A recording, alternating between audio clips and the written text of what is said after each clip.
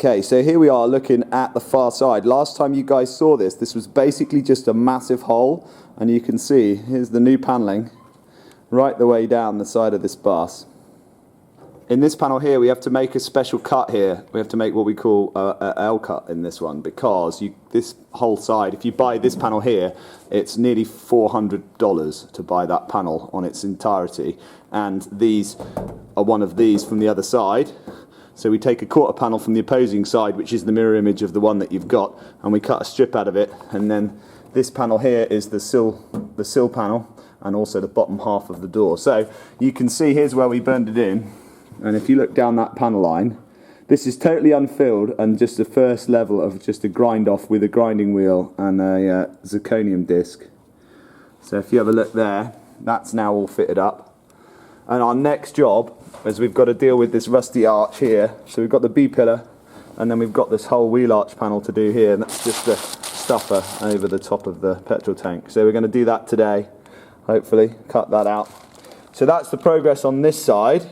Okay, so here we are on the other side, and we've cut out the rear corner on this side, and you can see, oh, I don't want to go there because I'll shadow the lighting, but you can see that there's the whole corner is missing. We've got this little infill panel here that I've just made, that's going to go underneath here, that just goes on the end here and just replaces this rusty end. And then the other problem we've encountered along here is inside the wheel arch here, where the coil mount on the inside is for the engine bay. All of that's all crustified, which is going to be a bit of a mission to get into, so I have to make up some panels for that. And then here's just here's what they look like before we do them, those rear quarter panels, and you can see that the arch is actually meant to be here. And when we got this van in, we actually just hit the arches off with a hammer. They were so badly corroded and made of filler that they just came off. And that brings us nicely on to the next job that I've been doing, which is I've been working on some wheels. And these are the steel wheels, standard VW bus steel wheels. And we've got a good collection of these in the shop. This is one of our shop tyres, so it's just a really crappy rim that we keep lying around to put onto anything that's sitting in the shop getting welded.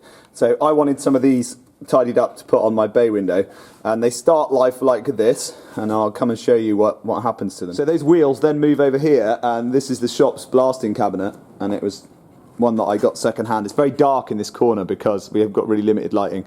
So I'm in the process of refurbishing the interior light, but it's really hard to see inside the blasting cabinet. That is the view that you get. As you can see, it is really, really dingy.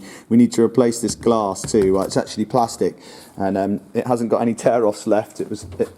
It's very, very scratched. So they go into the blasting cabinet, and then hours of blast cleaning later, they come out. They start to look like this once they've been in the blasting cabinet. So you can see a lot of the surface corrosion's gone. This one's still dusty. I haven't done the prep on this. And the back is kind of half done.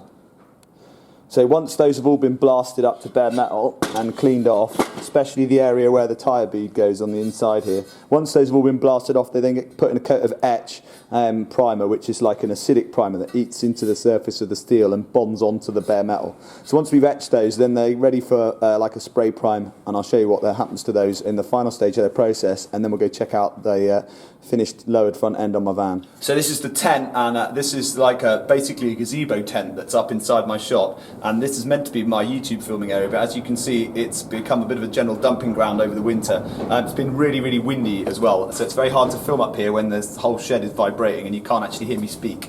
So what happens to those rims is they then come in and then they get given a coat of satin black base, which brings them out like this. You can see that's pretty black now. So you can use a tinted sealer over the top of the primer to get a little bit of a darker black. But these are only going to go into the van, and on my bus I've got a beauty ring around here, and then there's a big hubcap over here. So you actually only see like a little strip where the holes are, so you don't really see the whole rim. But it means that I've got nice looking satin black wheels for the front of my van. These two are the rears, and then I've got the two on the front that still got tyres on, so I'm going to have to work onto those in a bit. But all four will eventually be like that. So that's what I've been up to with the rims and tyres. Right, you have to excuse the wind noise because it's really windy. So we're outside at the moment, and this is like kind of the front of the shop, and I've just parked my VW inside because it's been having a bit of tweaking work done. It's just having its final bits and pieces, and I got it all tracked up. So it's been lowered now, and I'll give you an idea where we're at with the ride height on this. So obviously, stock VW, you've got quite a lot of room in the arch. So there's the arch clearance now, and then if we go down here, just get the camera into a good position. So if we go here, And I'll put a mega dart in there for scale for all the Nerf people who might be watching. So there's a mega dart for scale, and that is now my ride height.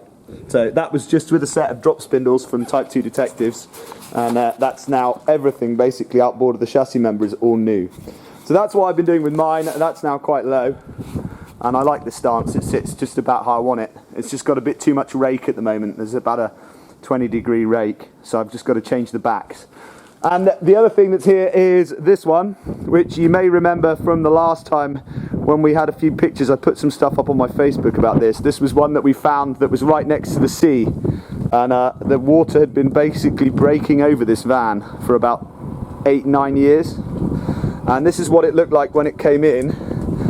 The other side was basically like this, and you can see that it's had some pretty hideous rust damage where the sea's just eaten it away. But luckily it's a galv body, so it wasn't as bad as it could have been. Now, once we got it in the shop, this is what it looks like now on this side. This is after an entire summer and half a winter of being driven every day. So you can look down that side, and then you can see we completely resided this van just like we have the other one.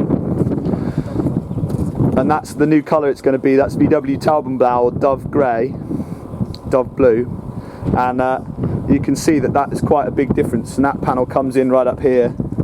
There's a bit of rust staining coming down from the up inside here where we didn't finish off. Nothing above the swage line got done. So that was that other little project bus that we've been working on, and we gutted the mechanicals of this too. So there's your shop update, and you can see that we've been busy.